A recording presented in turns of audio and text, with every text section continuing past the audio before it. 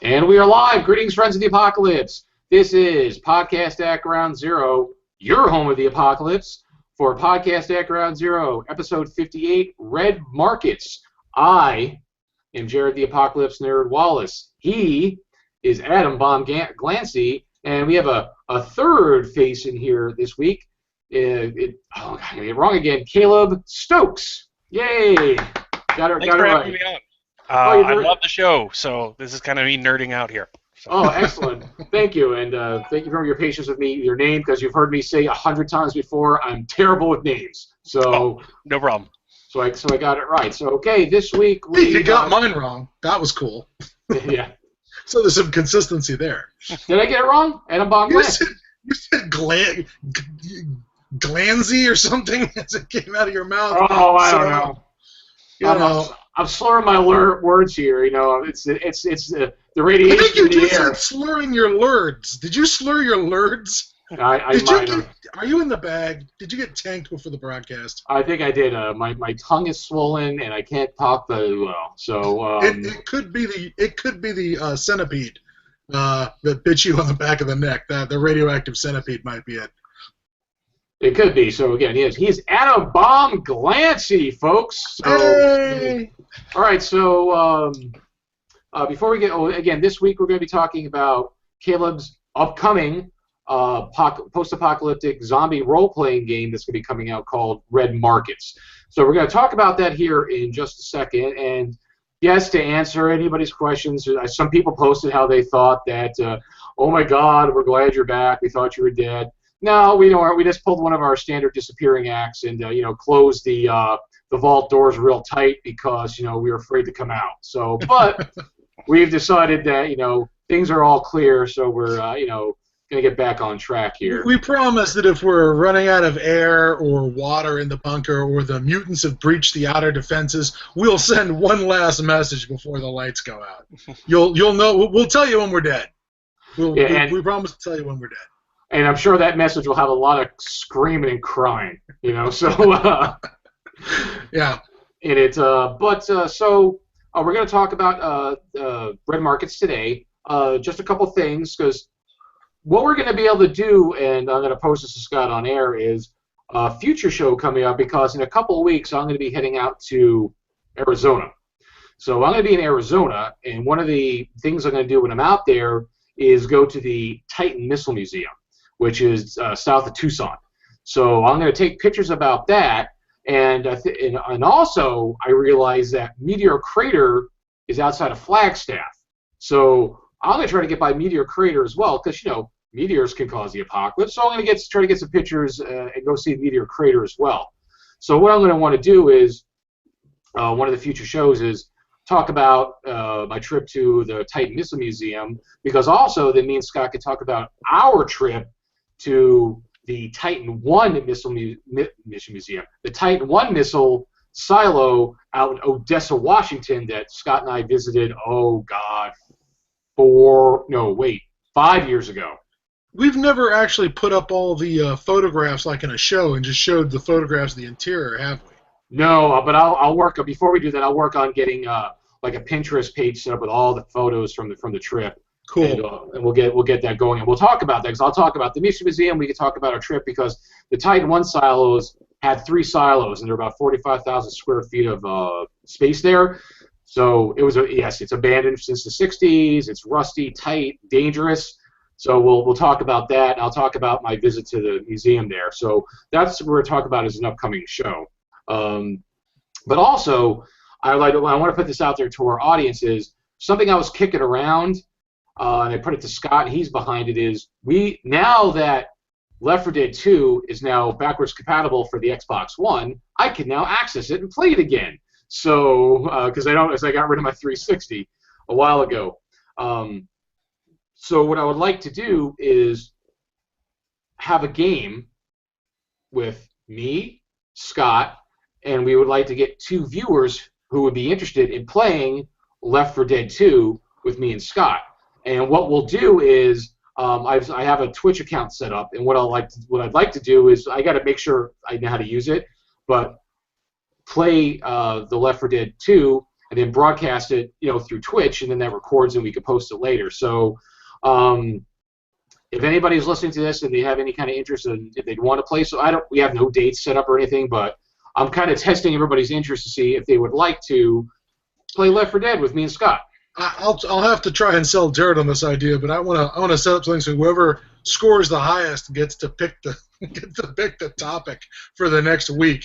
If whoever kills the most zombies during the game or something, or whoever survives to the end gets to pick the topic for the next week. I don't know if I could get behind that. So you're just afraid that somebody's going to pick My Little Pony, and you're going to have to put a gun in your mouth to get out of reviewing the post-apocalyptic aspects of My Little Pony. No, I'm going to have to pull a Jay and Silent Bob where they go to these people's houses. Are you such and such online at such and such, and just hit them, like they did. Yeah, it's funny how that seems so satisfying now. How old is that damn movie? I can't believe that that they made a joke 10 years ago, and now it's even fucking more pertinent than it ever was. Go figure. People didn't get to be better; they got to be worse the more access they had to each other. What a shock! It's surprising. Not. Yeah, but so I'm going to kind of put that out there to the audience, and then I'll probably post something onto the blog and ask people and say okay, we are now going to see who wants to play and try to see if we get anybody, and then we'll set something up, and we won't do it as a show, but it's something we would like to do as an event, and we'll broadcast it on Twitch when we do it, and then record it, and we'll post it onto the blog so if people, because apparently a lot of people apparently people have monetized Twitch, and people make money because people like watching people play games. I don't know how the fuck that works. I don't have time to play games anymore, much less watch people play them. That's depressing. Exactly. Look at that guy having fun with Fallout 4, which I haven't been able to buy yet. Dude, I got. I'm probably creeping up on 300 hours at this point. I'm not surprised. But I'm not surprised. I'm not even close to being done. Well, especially since Far Harbor came out, So Far Harbor came out, and I went to Far Harbor and talked to all the salty fishermen that were at Far Harbor, and came back. I haven't. It's just because what they came out with this. Because it's always oh, that's cool. I want to try this. I want to try this. Oh, that's neat. I haven't beat the main quest yet. Neither have I. It's not even close. Yeah. Oh, especially when I'm trying to grind, because it's oh my God! Now all of a sudden, aluminum it used to be adhesive and something else was really important. Now it's oh my God, I need rubber because now that Automatron came out, now I need rubber to build my robots. Oh my God, I can't get enough rubber. It's always something is the lacking resource. But anyway, folks, I'll post something about trying to play Left 4 Dead with Left 4 Dead 2 with us after this. Not now, but later on. See if we can get any interest on that. So let's get into the crux of the show here. Is we have Caleb on. Caleb, are you the sole creator of the Red Markets RPG? Was it just yourself? Just me, yeah. Okay. We're bringing other people in for editing and art and layout and all that stuff, but I am the sole writer and designer. So. Okay, well, actually, you know what? More importantly, for folks who don't know who Caleb is, Caleb, give us an elevator pitch of who you are. Well, hi, I'm Caleb Stokes. I'm a pretty regular co-host at Role Playing Public Radio, RPPR. I'm the author of No Security, horror scenario set in the Great Depression, No Soul Left Behind, which is a campaign book for Better Angels, and a number of freelancing gigs I've done for both Arc Dream and Posthuman Studios, the guys who do Eclipse Phase. Very good. So you got a little bit of a pedigree going there. That's cool. Cool. Very nice. Yeah, certainly.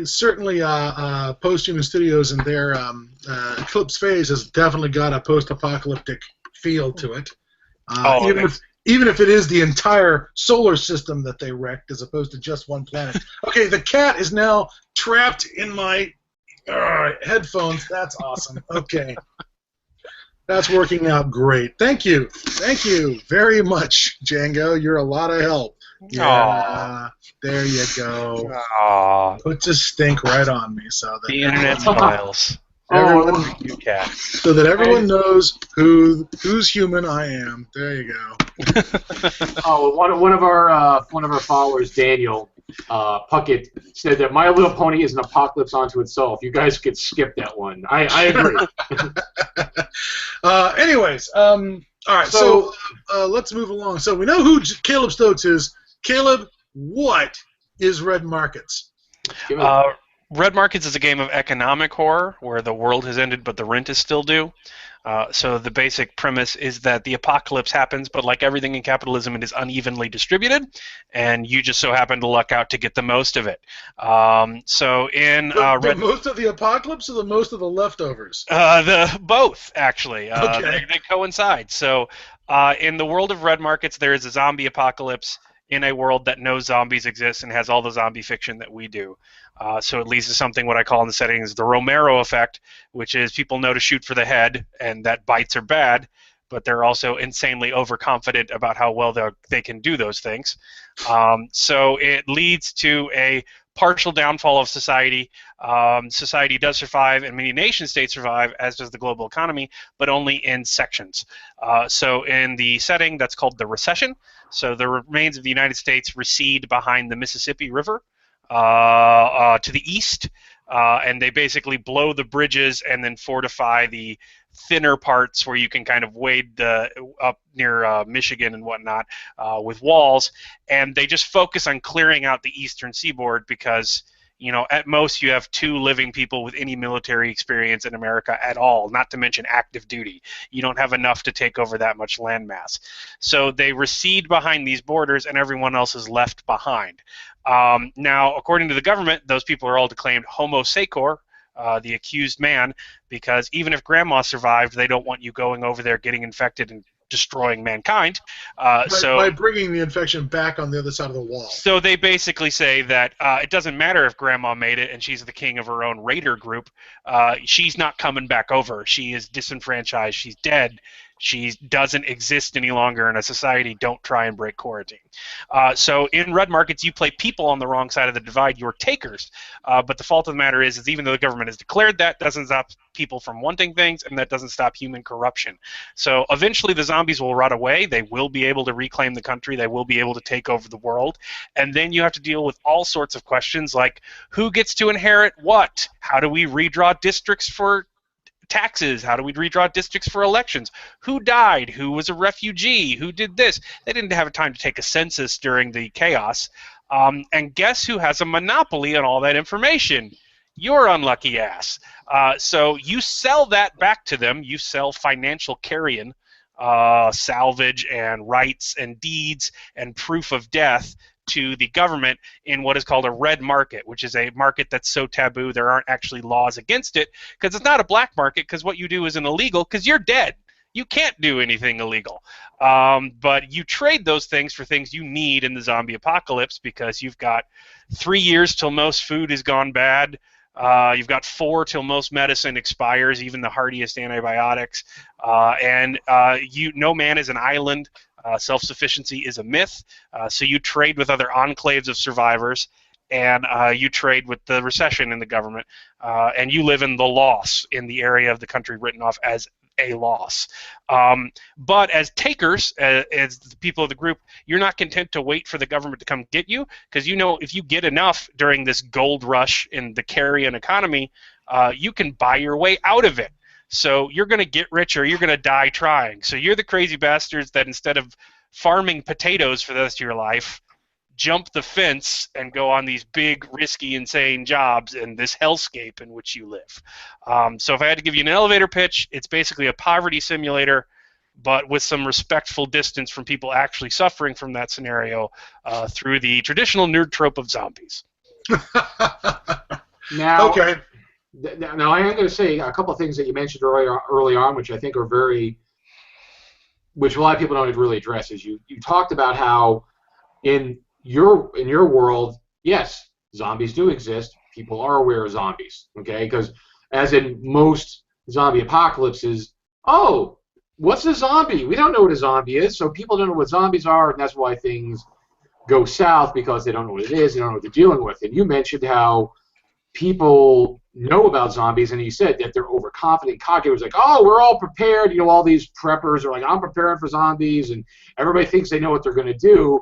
But like you said, they're overconfident, and they fuck up, and that's why things collapse as well. I think that's a really interesting take that I don't think we've ever. I don't recall ever seeing anybody talking about that in either a game or even a book. I always want there to be a thing where, well, yeah, the closest thing is Return of the Living Dead. Hit it in the brain. Hit it in the brain. I got the fucking brain. Was it? You mean the movie lied? I think that was sort of the classic line from Hit the Return brain. of the Living Dead. I hit the fucking brain. Yeah. There's this great trilogy called the Newsflesh trilogy by Mira Grant. That's a zombie trilogy, and it's about basically internet journalists after a near apocalypse in which zombies exist. And that's the only book I've ever read that does that. But they make George Romero a saint. They put statues of him up in cities because he's the only reason anybody lived through it. They do all sorts of crazy stuff. But I think about it from my perspective. Remember the face eating. He becomes like Saint John the Divine. It was a prophecy. Yeah, he was the prophet who knew. He brought the message to warn us. It's a great series. You should read. But anyway. So I thought about stuff remember the homeless guy eating the other dude's face, the whole bath salts thing, yeah. And how when you look at that statistically, anytime there's any kind of cannibalism or near cannibalism on anything, clickbait news journalists throw zombie around. So I think about the fact that I've seen every zombie movie in existence, but if CNN covered it tomorrow, I still wouldn't believe it. Because it's clickbait crap. If the homeless guy was a crazy face-eating monster, I'd be like, meh, and I wouldn't pay attention till it busted down my door. So I think it's a double-edged sword, knowing how they work. Well, that's certainly how we've pushed our, what do you do about the supernatural when everyone's got a camera on their phone, right? Yeah. That's how we pushed it in Delta Green writing was, doesn't matter what they show you on the internet. It's not going to matter until it's coming through your front door at you. Story. Well, but that's why I keep my zombie bat next to the bed just in case. So it also works on burglars. Let's be honest. Well, yeah. Well, to let you know, Caleb, the zombie bat is something I did a long time ago because I was bored. Okay, so are you familiar with a fish bat, for when people go deep sea fishing? Oh yeah. And they bring fish on. They have these short little bats, 18 inches to 20 inches. A trucker bat, something you hold in between the seats. Yeah, and so they use it to hit the fish. So I went to the local Bass Pro Shop and got myself a fish bat, and I got an aluminum one. And what I did was I drilled a hole in the base, and then I filled it with BBs, and then I resealed the bottom of it with some JB Weld, so it would be sealed. So now this light little aluminum fish bat, it now weighs I never weighed it, but it's got to weigh 10 pounds now. It's kind of like using a practice sword, practice gladius sword. It's this short little bat that you have to use a lanyard for because other things going to fly out of your hand. But let me tell you, one hit with that thing is going to break a limb, a skull, whatever it hits, it's going to freaking annihilate it. And I keep that next to the bed. So anyway, I created it because I was bored. Well, I think you bring up a good point because the prepper stuff, I shoot zombie targets and at the range, and I do all that kind of stuff, and it is a fun way to do something when you're bored. But I think another side of that prepper community that you were mentioning is yeah, there you go, exactly. I think another side of that prepper community is that they're using those. They're using those zombie metaphors to kind of justify dehumanizing people, because a lot of those same prepper guys who are preparing for the zombies, have copies of Helter Skelter in their, or possibly the Turner Diaries. Yeah, or Turner Diaries or something in your house, and so really zombies or My Struggle, Yeah. And so for those people, zombies are a metaphor, as they are for everybody else. They're our modern myth structure. But for those people, zombies are a metaphor for the lower classes. The fear of zombies is the same fear that the medieval aristocracy had of peasants. I think the zombie genre would have been really popular in France around the 14th, Doesn't Romero go back over that and say that he was seeing it as a the films had a kind, especially the second one, had a kind of, peasant uprising, lower class devouring the upper class kind of metaphor going on, particularly in Dawn. Yeah, and so that's why it's a zombie game for me. So, because that's harder to sell nowadays. Like, every time somebody puts out a DTV movie called Stripper Zombies vs. Pro Wrestlers or some crap like that, it sort of, cheapens the brand, and there are many people who are like, zombie game, eye roll, they're out. But for me, that's our modern myth structure, and that's the myth structure used to talk about big stuff. Gestalts, Hobbesian Leviathans, the whole. If I wanted to talk about sex, I'd use a vampire, and if I wanted to talk about savagery, I'd use a werewolf. But if I'm talking about being crushed by, the weight of history, that's a zombie for me. And considering it has an economic thing, I kind of like that zombies are boring and banal, and you think you know where you stand with them, and they're predictable. And they eat you anyway because there's so many of them. Because you know what? That's what work is like. If I'm a crab fisherman, I know I could die at any second, or if I'm a lineman, or if I'm a roofer, but I can only maintain that fear so long because I got bills to pay. And so the roofer does not get up in the morning and imagine snapping his back, falling off. He imagines, boy, it'd be nice if I could go back to bed. So I really like a banal evil, a evil that is omnipresent and boring and will kill you anyway. Yeah, the dangers we've gotten used to and just decided that we're going to accept. Yes. To get on with our lives. Yeah, and those are the most insidious. So. And back to what you said about with the preppers, and it's a metaphor for the porn stuff. We've talked about that before, about the crazy preppers. It's not just and it's not just the poor. It's kind of like, oh yeah, we're preparing for zombies, and it's like, man, I can't wait to kill all them blacks. It's like they're just using it as an excuse so they can prepare and start killing people if anything goes wrong. Yeah. Anybody that they hate, whether it's black, white, Mexican, poor, rich, whoever it is. Or at least maintain the fantasy that they're going to do this. Scott. Oh, you can't hear me? I can hear you. I don't know about. The zombie apocalypse has started. Oh boy. Did the zombie apocalypse start? Let me just check here. You guys talk? Can you? I can hear him. I can hear him. Okay, you guys are talking. Yeah. Right. Can you hear me? I can hear you. Can you hear me now? Did somebody mute me? Can you hear me? No, I can hear you just fine. I can hear you. I can hear you fine. fine. Yes or no? Yes, I can hear you. Can hear me. Scott can hear me. I can't hear you guys. Can you guys hear each other? Yes. Check your settings, maybe. Maybe it's not your going through your headphones. Fantastic. Okay, hold on. Yep. See, welcome to podcast at Ground Zero, Caleb, where it's always the apocalypse. You could just say welcome to podcast. They're all this way. Oh, Christ in a crutch. Okay. Fucking. I'm considering sending him a text message just saying, type. Let me continue to interview Caleb while you're fiddling around with that, and then we can fix it. Let me do that. I'm going to send him a text message. All right, let's see here.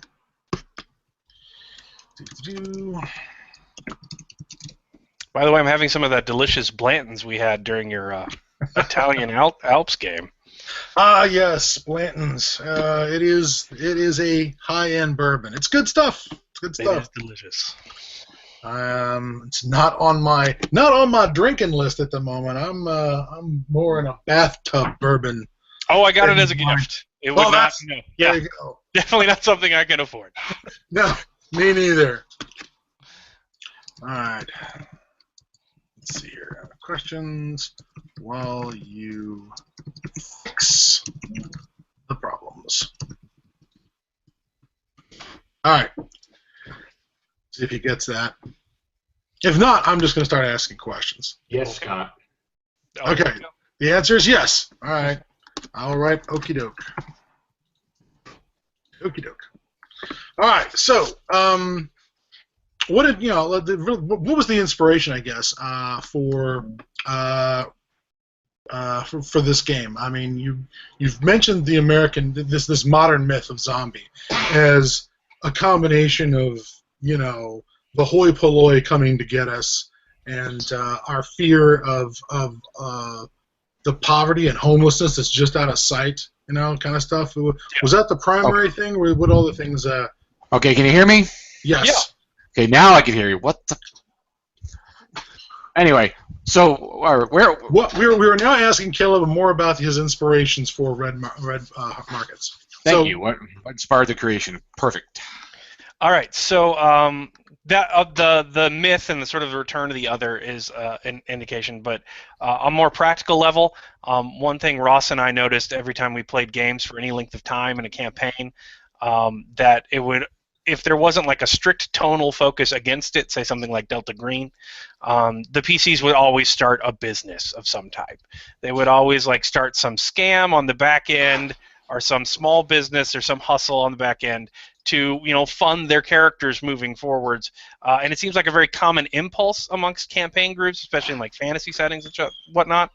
Yeah. And another thing I noticed due to my years of academic trading that made me a starving game designer, but one thing I got out of it was that in reading RPGs, I noticed that they're all very strictly in this Western capitalist ideology, to the point where you have like feudal settings that still have these like 400-page splat book Sears catalogs of weapons, like that have these. Gear porn is very important to gamers. I know, but like that's deeply Western capitalist ideology and great. Like they all have standard gold things. Like even when they were supposed to represent in barter economies, like an axe is always 3 gold. You can sell them anywhere. Which like if I don't want my Vorpal sword because I have a +6 Vorpal sword, I can sell it to the nearest peasant town I'm in. Which is like me going to some farm in the Ozarks and giving them a Hellfire missile. Like, I'll take that off you. The mule could plow with the fins. Like no one's gonna do that. So it has these like deepless. Sorry, it's not just they have it on a use for it. It's just like, what are they going to trade you for? It the whole town? I mean, yeah, you know. exactly. Yeah. Well, apparently they have a supply of gold to buy Hellfire missiles. Come on.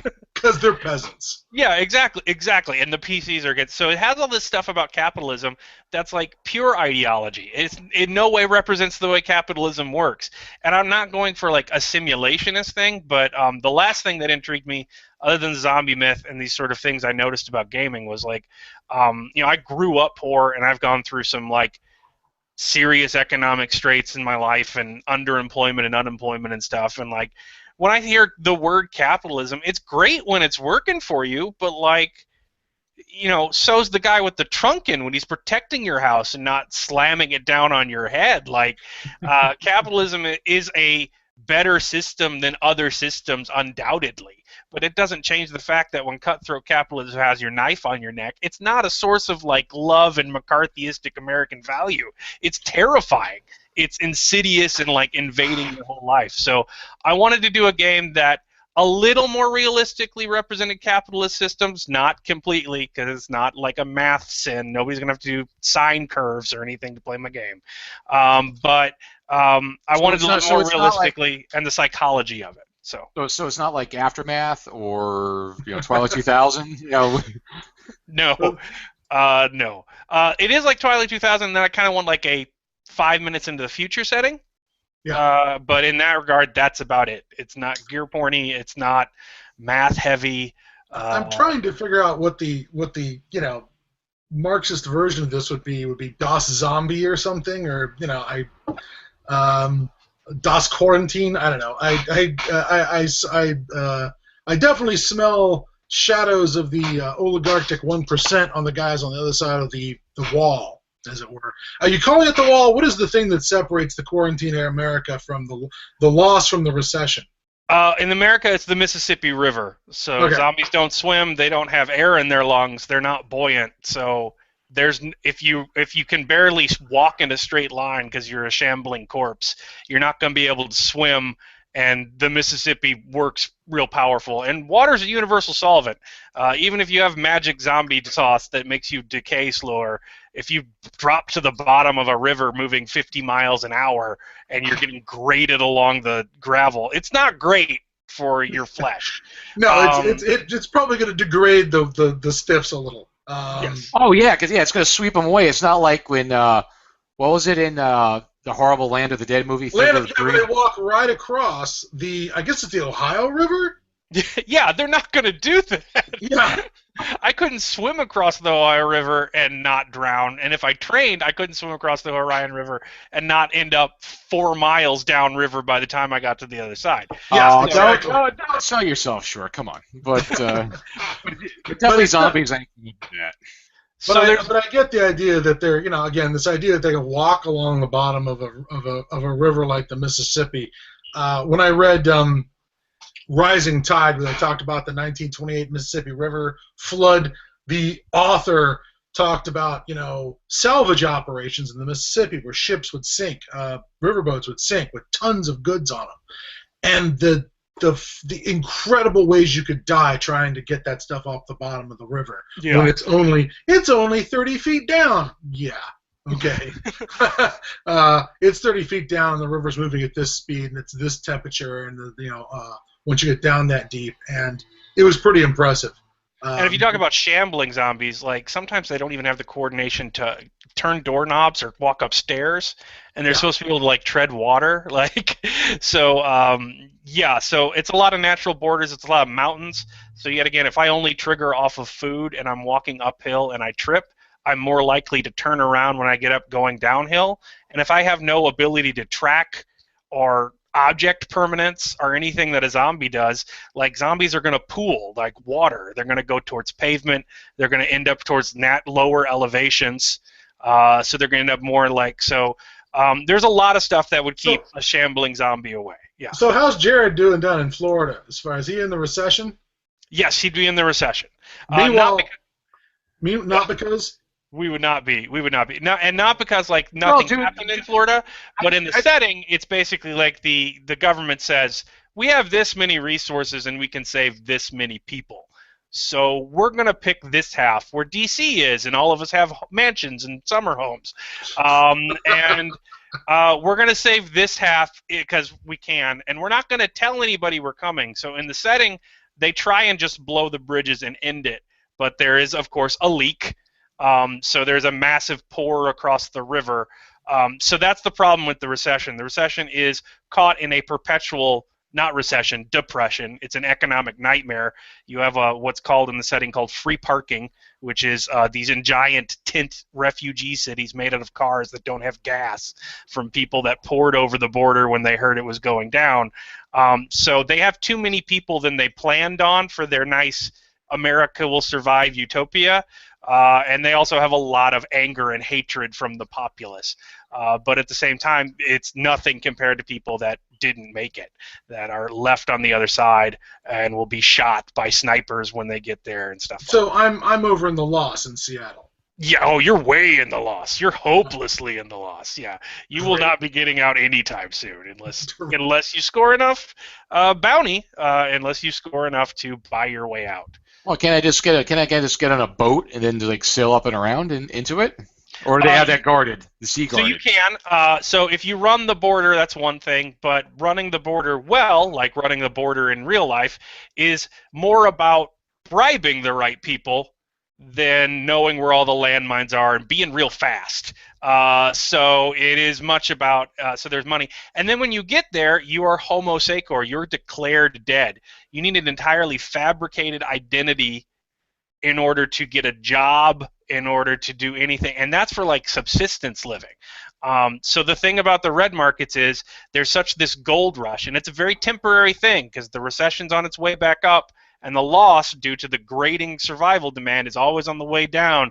But as they meet, there's a little bit of a gold rush that if you get the right scores and sell the right financial carrion or do the right jobs to these recession people, you might get enough not only to get out and retire, you might get enough to never work again, to get all of your family over there, to buy yourself a nice secure compound away from zombies and everybody else. You can escape not only the cycle of poverty, but the cycle of being middle class by being this war profiteer.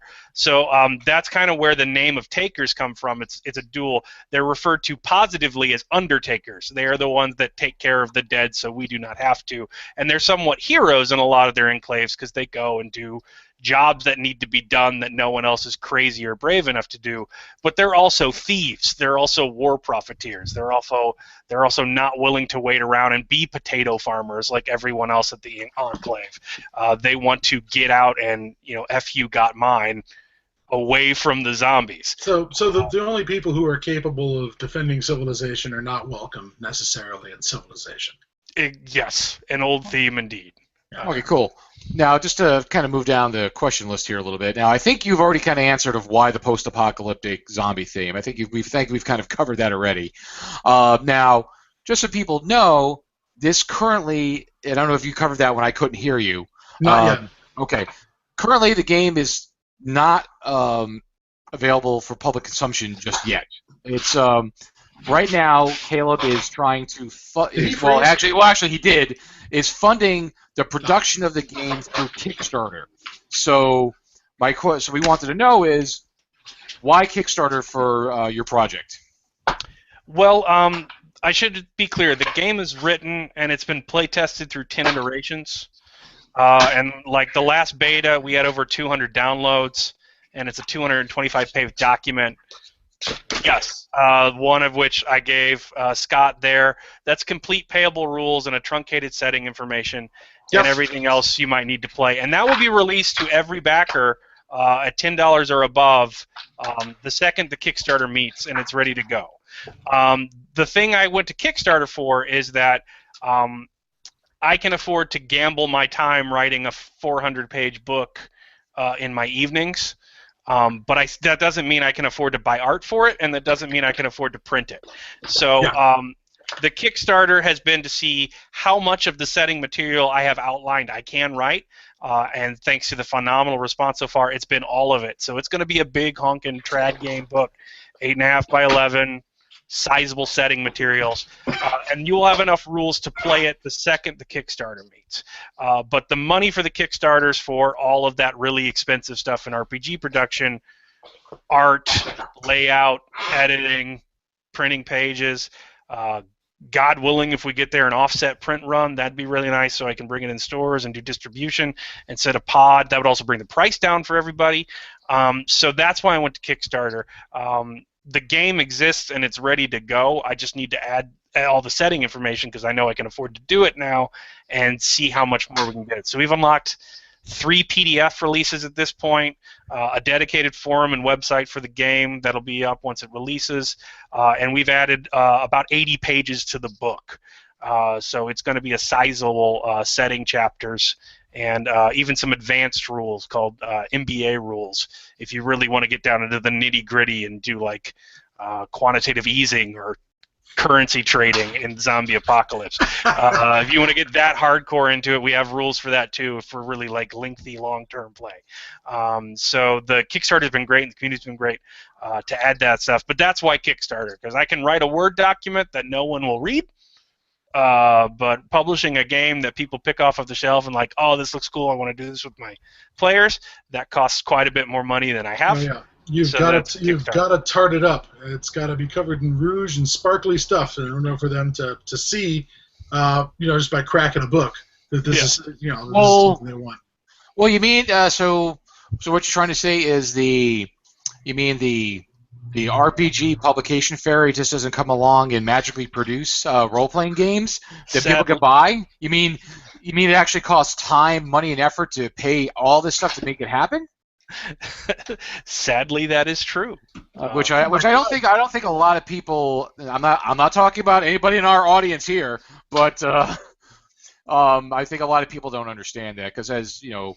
Me and Scott could share many war stories. The news story that came across the wires recently was the poor bastards who are making this multiplayer space exploration game called No Man's Sky just announced that they're going to have to push it back like 2 months, right, from June to August. And apparently this has provoked death threats from their fans. Which I'm like, I'm not quite sure I understand the base logic of I didn't get what I wanted, so you should be raped and murdered. I didn't get it in a timely manner, so. Because it's the modern era, Scott, because it is an instant gratification. Why can't I have anything before you even create it mentality?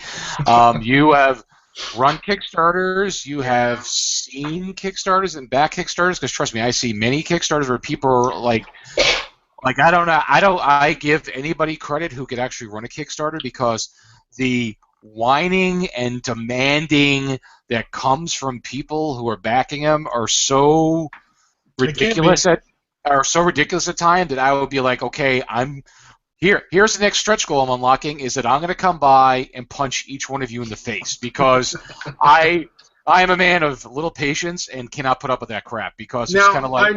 I noticed that the expanded rewards that you're throwing out in this thing are good and digital, and I'm really happy to hear that, because I think digital rewards and more material like that is the kind of thing you need to avoid mission creep, so you don't run into the problems that Chaosium had with Horror on the Orient Express or 7th edition.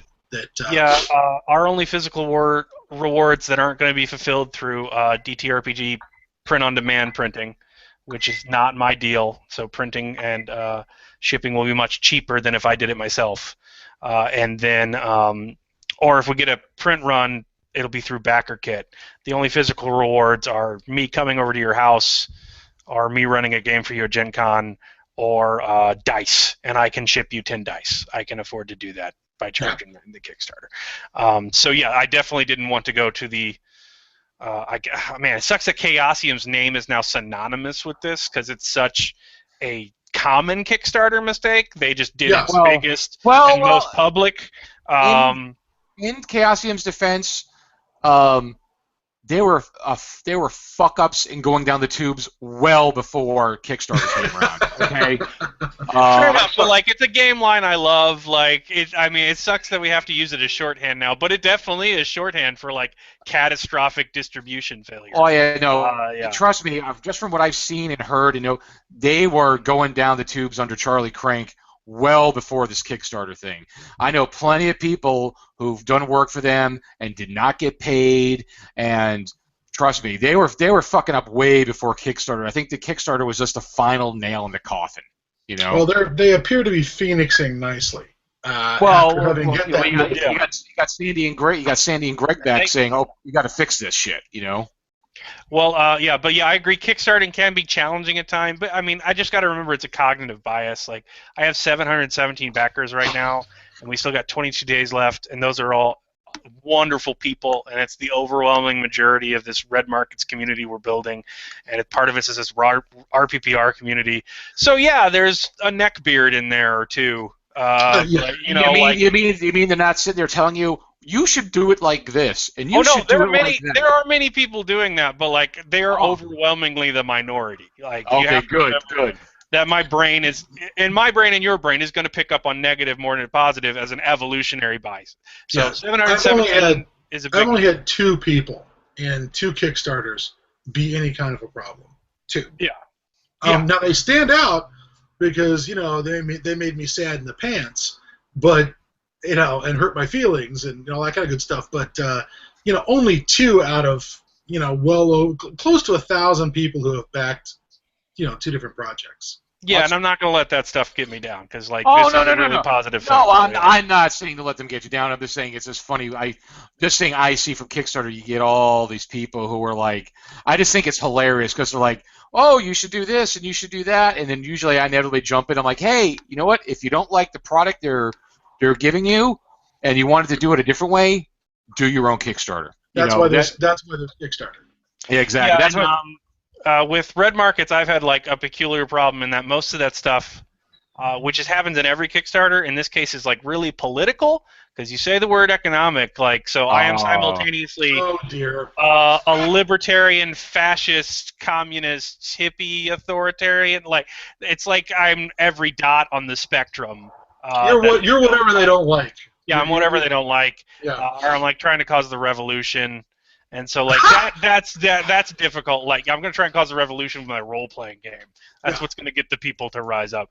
Finally, it wasn't the means of production. It was yes. All right, the workers must control the dice. Back to some more questions, because people want to hear answers to things. Yeah, I suppose. Well, I mean, if you want to do it the rambling for 5 hours talk show, this is not role-playing public radio, okay? We only shots fired. Okay. we only ramble for 2 hours, okay? We don't go, we don't go. No. Let's see here. How about how long does this? Let me mix it up a little bit. You already kind of said how long you've been working on the game, right, Caleb? You said you've been through like a few iterations already, and how long have you been doing this? Like working on it, developing it, changing it, play testing it. Well, I wrote 2 books and I did 3 freelancing jobs while I was working on it. So it's about 3.5 years now. We've done something called RPPR Game Designers Workshop, where we chronicle the whole development of the game. So basically, on June 30th, 2013, I went over to Ross's house and we recorded an episode about this idea I had. And we've been recording episodes ever since as the game developed. So that's how long I've been working on Red Markets. So we've gone through 7 alphas and 3 beta tests at this point. So I've been slugging away at it for a long time in a lot of different forms. So. Okay, very good. And also, what did you see missing from other like zombie or post-apocalyptic role-playing games that this game will provide? And I think we may have covered that already, but let's specifically focus on like what did you see was like, hey, you know what? These games. Well, apparently the economic factor is the biggest thing that I see just from our discussion so far. So our second episode of that podcast I mentioned was called Research, and that's where I spent about 3 months just reading everything I could, especially RPGs, because I'm familiar with the concept of a heartbreaker. I didn't want to make All Flesh Must Be Eaten or Outbreak, Redux, and do the same thing that those fine designers had already done. And so I went searching for mechanics that could do what I wanted to talk about and maybe hack. So the closest I got to was Gumshoe, because that point spend system and the way you gamble before the roll is very much the risk-reward kind of anxiety I want from a game about economics. But the thing I realized that finally made me make a new system, a new dice mechanic for Red Markets, is that every single game, every board game, RPG, card game has a currency. It's got a currency. And in RPGs, it's usually multiple currencies, because you have your gold points or your credits or whatever your currency is in the setting, but then you'll also have experience points or skill points or investigative points, or in something more story-oriented in aspect, or a dissociated mechanic that's like a pay-to-win thing that's very limited. And the thing that I noticed about all those games is that you have all these currencies, but they very rarely have exchange rates. They very rarely interact in the setting, and they very rarely do anything in the setting. So if I kill a bunch of orcs, I learn Elvish, because I got the experience points and I spend it on that. There's no paying some guy to help you tutor you in Elvish. So when I designed Red Markets, I designed it so that there is one currency in the game, and it is the currency that the characters need to stay alive. So you get bounty, which is the standard credit unit that the government is willing to pay for proof of death so they can seize that person's assets when the reclamation comes. So basically, they made this system so that the peasants wouldn't rise up and take down the remaining United States that ensured their personal property value while still getting census information they desperately needed. But in the mistake of doing that, they gave a monopoly of this currency to the people that hated them, because they left them behind to die, which is bounties in the pockets of shambling dead guys. So you basically use dead people's IDs as currency in the game, and bounty fuels everything in Red Markets. So if you want to buy skill points, that's time to practice. If you're using a gun, that's ammo to practice with the gun, oil, things to maintain it. None of that is free. You also have to feed your family so you don't go crazy because you watched your kids die or your brother, get eaten or something like that because he couldn't pay rent. You've got to pay into your skill points. You got to buy your gear. Your gear has an upkeep cost. So once you buy an axe, it's not just an axe. You have to pay to sharpen it. You have to have time to practice with it so you can use it in a life-death situation. You have to replace the handle. You have to redo the haft. Even if that's not physical things, even if that's things you scavenge, that's an opportunity cost in economic terms, because those are times you're not spent doing other things that earn you bounty. So on the Red Markets character sheet, there is one currency. It is bounty. It is the thing your character does to stay alive. And if you want to up skills or up stats in my game, they're called potentials. If you want to buy more gear, if you want to heal, healthcare is not free. If you want to heal mentally, time off isn't free. Everything costs bounty. There is a single currency. You make it or you don't. Red Markets has no qualms about killing you off screen as you die in the street and your family gets thrown out of the enclave because they can't pay the rent. You start off every session in the hole, and the goal is to keep your overhead low enough that you can actually profit from your job, save up, and get out, while not so low that you don't have what you need to survive when you're out there. Or, yeah, and if you zero out, all you do is tread water until you're no longer physically fit to do this dangerous shit anymore, and then you're gone. Yeah, or you just get unlucky. Or, like, one guy hides a bite in the enclave and, like, your whole world burns down. Or, you know, you get diphtheria and no one has there's no such thing as treading water. You're getting out or you're dying. That's it. Yeah. All right. I noticed. One of the things I was going to say earlier was about sort of the mechanics in this. It seems like Jared and I are both old school grognards who think that game mechanics should be very individualized to modeling particular genres, so that there should be a specific type of mechanic for a detective game, and you should use a different set of mechanics for a fantasy, D&D style game. No, Scott, you're wrong. D20 works for every game genre. Yeah. Come on. It works so well in Call of Cthulhu. Anyways. It worked perfectly. I'm a 15th level librarian. Come on. So, regardless, it seems like you've definitely gone with that school. You wanted a set of mechanics that actually force the genre. I mean, by having one thing be just, sort of this bounty being your ability to heal, your ability to learn new skills, your ability to recover mentally, representing abstractly, obviously, the pursuit of all these things. It seems like you come down on the side of that this is not a mechanic that would necessarily work in another genre, a detective thriller, a Wild West thriller or whatever, Wild West adventure or a fantasy setting. It seems like you come down very hard on the side of that. The mechanics need to be very specialized to the genre.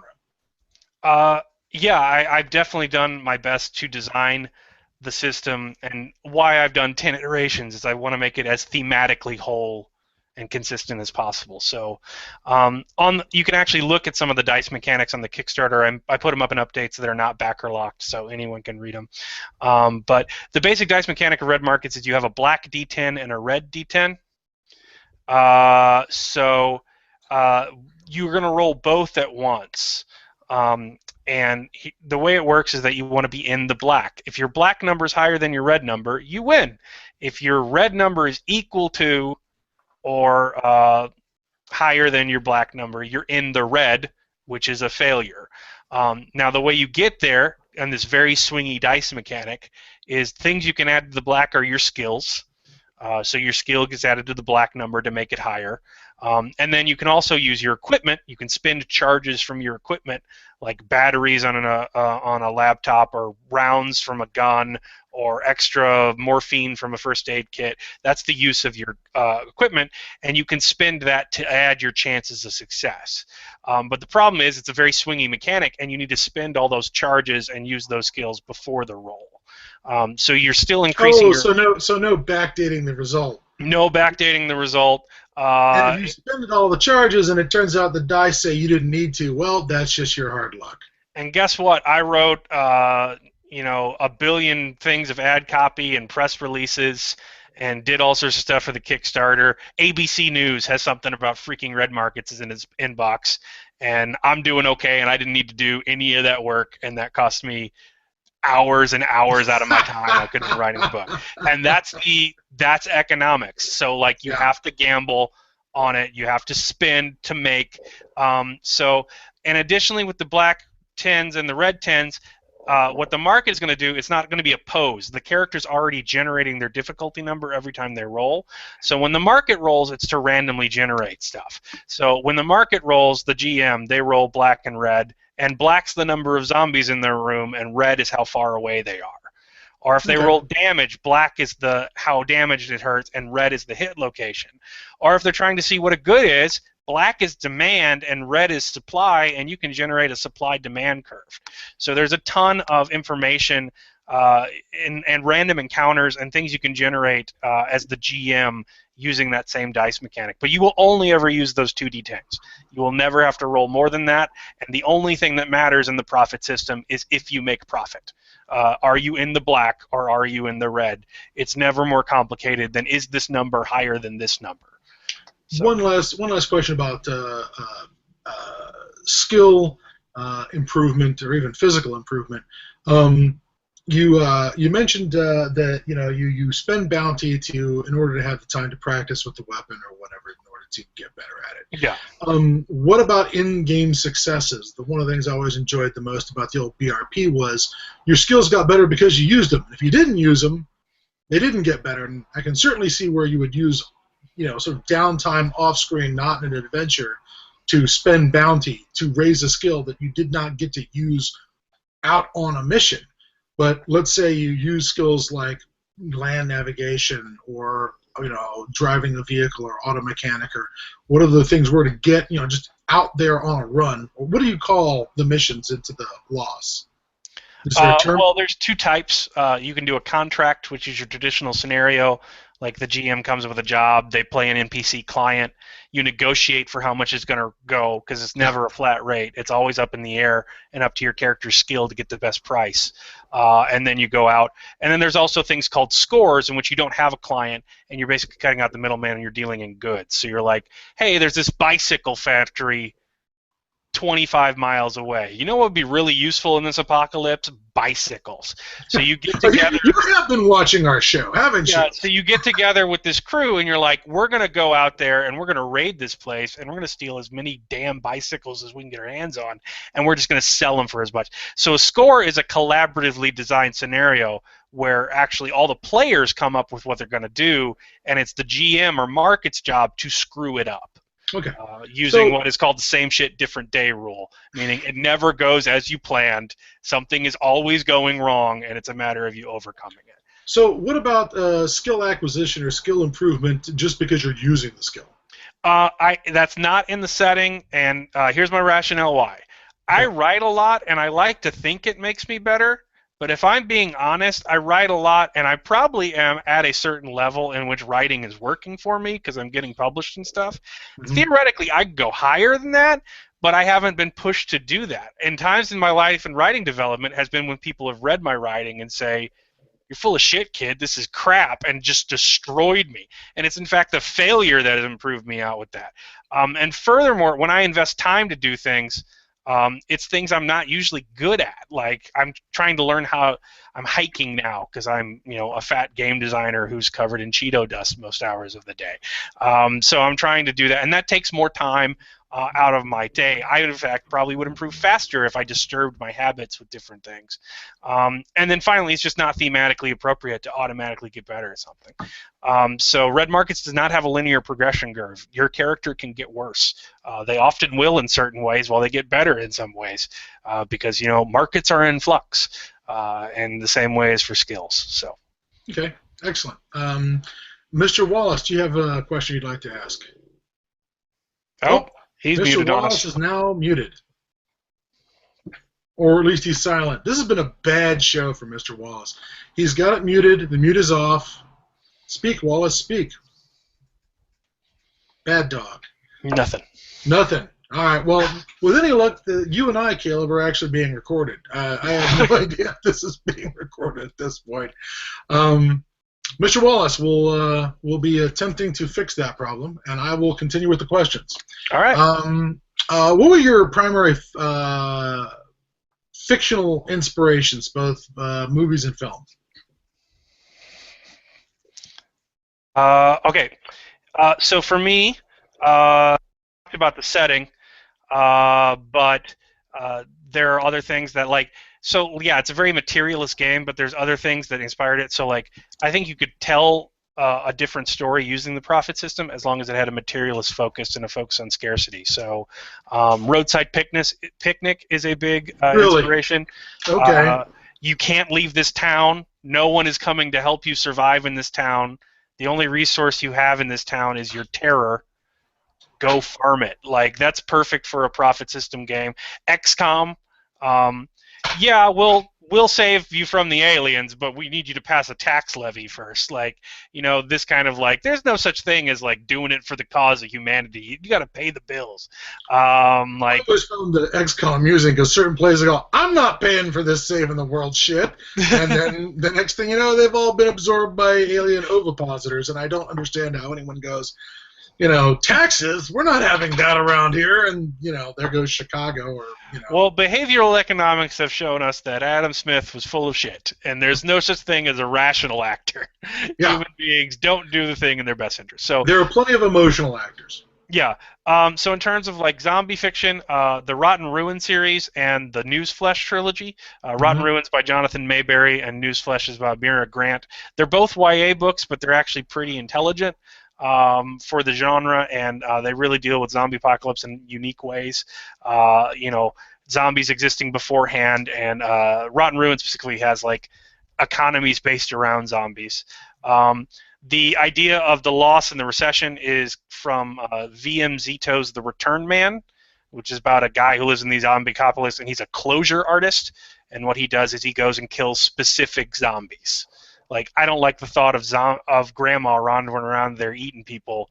Go put her out of her misery. So he basically hunts single zombies in the wasteland and films himself killing them so their relatives get relief. And then they give him food, which he's very happy to have. So those are things. The Girl with All the Gifts, if you've ever read that by Carey, it's the guy who wrote the Lucifer comic and The Unwritten. That is the best zombie novel I've read in years, and it is fantastic, along with Colton Whitehead's Year One, and stuff like that. So all of which are very much focused on life must go on after the zombie, but it doesn't negate their power. So yeah, those are my biggest influences. Are definitely probably literary. I have seen some good stuff on not good, but relevant. There's a movie called D Squad on Netflix that's about a partial zombie apocalypse, and there are a bunch of convicts that are put into a government kill squad for zombies, and they just do zombie crime. And it's one of those found footage movies where they have an embedded journalist with it. But my favorite part about D Squad is they intersperse the movie with propaganda ads from the new government, which are hilarious. It's sex, you should be having it. Breed. Do the one thing zombies can't do. Yeah, a large population is a strong population for America. That kind of. So that sort of satirical element is again I'm going to bet really that the anti-abortionists are really thrilled with that future. Perhaps the guys who are complaining about all that condom use are condoms are now illegal. You have to go find a secret, Margaret Sanger clinic to get a condom, or maybe not, on the grounds that it also keeps all that syphilis and gonorrhea and AIDS out of your population. Yeah. So maybe not, but yeah, there won't be any IUDs in this future. That's not going to happen. No pill. Pill's gone. Yeah, that's nasty. That's very good. Well, you mentioned Gumshoe. And the spend mechanics of Gumshoe as one of your RPG inspirations. Were there any others that you felt that were really big in inspiring your mechanics for this? Wild Talents and pretty much anything from Ore is a real big influence on me. I very much like how that works, especially in the way that it generates hit locations and damage and a number of information using only one type of die. And for those who don't know, Ore is one roll engine. Yes, yeah, one roll engine. So that was a big influence on me. And then, I mean, there's some stuff. There's some dissociated mechanics. You have handles on your character called spots, which might be like aspects. So there's a little bit of a fate element in there, though it's minimized. Your character is not a pretty snowflake who's going to survive on personality alone. Or there's no such thing as protagonist immunity. No, but there is stuff that can help. So that's in there, and it kind of helps you inform your role playing. So, but definitely Ore and definitely Gumshoe were big influences. When you mentioned charges, just another boring mechanics question. Are your charges for items more abstracted, or are we counting bullets? They're entirely abstracted. There is no counting bullets. That would, in my mind, it would, for me personally, drain the fun out of the game. And even if it wouldn't for you, I don't think it would do what the game's intended to do. So when Red Markets tries to represent cost, it represents it whenever it can in terms of opportunity cost. So charges are 10 abstract units, because I don't care if you have like AK-47 or a revolver or a Glock. You can count every bullet in there, but arguing you're going to have freaking perfect fire control while you're fighting a literal monster is ridiculous. So make it narrative anyway. And even like trained professionals have like a 20% hit rating against the moving target, and that's not when they're seeking headshots. So it's purely abstracted in that regard. And then regard like how much you can carry in encumbrance and how many reloads you have of those things.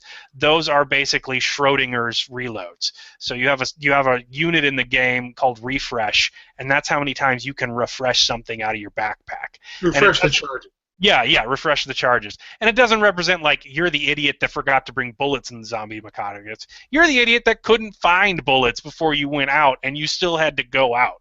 That represents you hustling off screen for the entire time you were off screen and not in the session to get those bullets. So you spend your refresh, you have your charges. You don't have it, you don't have it. So yeah, everything's abstracted. So you're not gonna bedevil your players with the kind of thing where, like, you found some shotgun shells, it's too bad you're carrying an AK-47. If the players find something that's useful, it is just useful or it's not. Yes. And it's either a thing that's useful in the situation or it's just something for you to trip over. Well, in the game, you describe it as useful for your specific gear or bounty, and you say what you're looking for. So, like, if I found shotgun shells, I'm not sad. I'm like, yay, shotgun shells. Like, I can sell those even if I don't have a shotgun. Yeah. Okay. Let's see here. Now, are you at the stage where you're going to be able to guarantee the ability to buy this game outside of the Kickstarter? I mean, it sounds like the digital stuff through drive-through and the print-on-demand, that's a guarantee, but you're not sure right now whether or not you'll be able to get a print run and do standard distribution. Yeah, you will definitely be able to buy the game when it's out. So it will be POD through again, drive-through. One bookshelf. Yeah, one bookshelf, and all their sister sites at a bare minimum. If we can do an offset, we'll look at stuff like IPR and mainline distribution and conventions, picking it up at a trad game shop, stuff like that. But speaking economics, print runs are enormously expensive. yes, they are, sir. You do not have to tell me. Yeah. So, what's been the biggest challenge in this entire project for you? Figuring out how to sell the game. I'm not very good at that. I don't get very discouraged when like the mechanics don't work, because then I just play with my friends and play test it until it works. But selling something is not something I'm totally used to. So like the ad copy stuff and the pitching and stuff's hard. Like you got to get some people over their zombie hatred. You got to get some people over their thinking you're a libertarian, communist, fascist monster. Yeah. There's that problem as well. Clearly, you're recruiting useful idiots for the upcoming Marxist-Leninist. Each according to their own bounty, Okay. I mean, I'm not gonna lie. I make those jokes in the text, but like, if anything, my book is like it's not just pro-capitalist, it's omni-capitalist. Death dies and capitalism is still okay. Like like it is very It's a resilient system. I'll give it that much. Yeah, it's very, if anything, it's extremely counter-revolutionary because it calls it hopeless. But it is a game about horror in that regard. It's not necessarily calling that a good thing. So yeah, overcoming like people's political things and concerns about the genre, learning how to sell it has been my most difficult part. Do you think that this, I'm thinking that zombies again are definitely connected to our economic fears and our social fears, absolutely. But a lot of what you're describing still sounds like it could be it could also be attached to any kind of what did you call it? Unevenly distributed apocalypse. You could do this with an apocalypse setting, and I don't know that you'd be changing that much. How much would your mechanics change if you were doing this as a straight apocalypse like Mad Max or Boy and His Dog or something, or something, but still have the idea that there's haves and have-nots in this world? Yeah, I mean the thing about a Mad Max sort of economy is that it's going to be difficult to have a currency on which the system runs, although you could do that. So the thing about the profit system, it's not meant to be solely for zombies. I'd like to expand it in other settings, but it is very much for apocalypses that are partial. Because in many ways, post-apocalypse is a term of privilege. That means it's not getting worse. And you know what? It is the post-apocalypse for the people in the recession. It's the right now apocalypse for you living out there. Post-apocalypse denotes your privilege and that kind of thing. So you need some haves and have-nots, and you need a very materialist focus. And not that it's like just bean counting, but like behavioral economics are a thing. My lack of health care causes me mental distress. My lack of means costs me relationships. You can tell very human stories that are based on these sort of logistical realities of your life. And because I've been steeped in it lately with the, everything that was going on with the Delta Green game design that was going on, does bounty allow you to sort of, does bounty is something that allows you to buy and retain things like a relationship, like, the fact that your character has kids?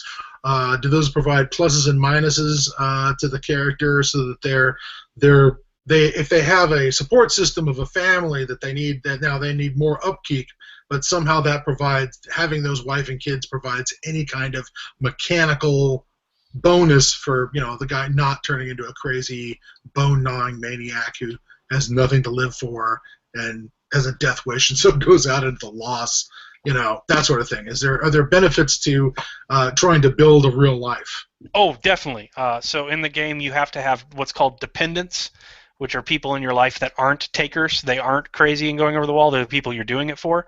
And what they do mechanically, in addition to like giving you something to role play with when you have vignettes with them, very similar to Delta Green, is that they heal your humanity. And that's what my sanity system's called. It's called humanity. I don't like the idea of I see a zombie and now I have schizophrenia. You got to have one family member go through schizophrenia for that to like skis you out. But to say that poverty is not a rife, fertilized field for madness is also equally disingenuous. So you keep your dependents alive and you feed them with capital, even if it's capital of your time, which if you're poor enough is money like anything else, because they heal your humanity far more efficiently than you can by just spending money on it. And humanity is very similar to like the first edition of Unknown Armies. There's different tracks. You have threats called detachment, which is your ability to see humans as something other than like appointments with future tragedy. Trauma, which is, oh my God, I'm going to be eaten alive, or insane violence or explosions and stuff. And then there's also stress, which is everything else. Like the pantries are bare. I'm not going to make rent this much. I've wasted my life. What happened? These sort of existential concerns. And you've got to manage that, because that's what happens to you if you tread water. That degrades because you're doing this horrible, awful player character lifestyle job, and eventually it will just make you an NPC in terms of like how awful you are, or you will be taking an exit from the game one way or the other. I'm getting the distinct message that you found Call of Cthulhu and Delta Green far too upbeat and cheerful, and needed to slap those games in the dick to show them what real misery and real horror and terror were all about. Not at all. But I just think you missed this one part around money. I think all the other misery and stuff in those games is great, and I definitely wanted to use that too. I just wanted to put some, empty wallet fear into it. Well, I have empty wallet fear in my real life, so I need something. I felt much more comfortable with something that's just going to suck out my eyes and tap dance on my brain and make balloon animals out of my intestines. That was sort of a that was taking a burden off. Oh, thank God I've been dismembered. I don't have another house payment to make. Yeah, and playtesters kind of mentioned that, and we realized that like if this game is harder or in any way more nihilistic than that, because it's not. I love Delta Green, and I'm never going to approach how awesome that is. But if it is, it's because there's hope. Like, there is that one taker that made it out and lives in a mansion now. And, he lived his life. And, like, that's the knife that cuts your throat, that hope. You know what? The thing about fatalism is that you can be your Kafkaesque hero fighting against our Camus-esque hero fighting against a meaningless universe and making it mean something through your own personal perspective. But the thing about being poor is that no matter what the circumstances are, someone, and that someone's probably going to be you, is always blaming you for being poor. It's always your fault. It's always your failing, at least in a very American Western ideology. One other question about that. It sounds like, as far as the rules that this society, such as it exists, has developed for getting ahead, for getting bounty, that if you do follow the rules and do not stray beyond the bounds of civilization's requirements, you'll never get ahead. You will just tread water. You have to go outside the rules that are accepted, or you will not make the score. You will not get to keep the bounties that you tried to earn. It sounds like that this system that these people are living in is telling them, oh, you just have to work hard to get ahead. You just have to do these things to get ahead. You'll get ahead as long as you can survive out there in the loss. But maybe the real monsters aren't in the loss. Yeah, and I mean that's a totally fantastical part of the setting. I couldn't be inspired from anything in real life for that, because God knows our own CEOs and bankers are just saints of men that I believe the term you're looking for is job creators. They're job creators. Yeah, they do everything right, and you're too dumb and lazy. But them, they dotted all their I's and crossed all their T's, so that's why they're better than you. Yeah, yes. Yeah. So. Well, you said better than you, richer than you, same difference. Yeah, one and the same. So yeah. All right, I am not surprised by that at all. All right, we're wrapping up. I think that's all we've. I think we've exhausted our list of questions. Sadly, Mr. Wallace is. I don't know. Can you, Jared? I'm sorry. Jared, can you at least blow up your picture to fill the screen so we can have you give the nice people on the internet the finger for having been cut off? It's not registering his mic, so it won't switch. Oh my God, he can't hear. This is ridiculous. All right. Oh, there he is. Yay! That's what we wanted. That's what we wanted. All right. Well, then we're done here. I will sign off. This is the first time I've ever done this. I get to sign off for Podcasting Ground Zero. This is always Jared's job, but I will say, all right. I am Adam Baum Glancy, and here with Caleb Stokes for Red Markets, here on episode 58 of Podcasting Ground Zero. My silent partner is Mr. Jared Apocalypse Nerd Wallace, who's apparently trapped in a box You guys got a Penn and Teller thing going now.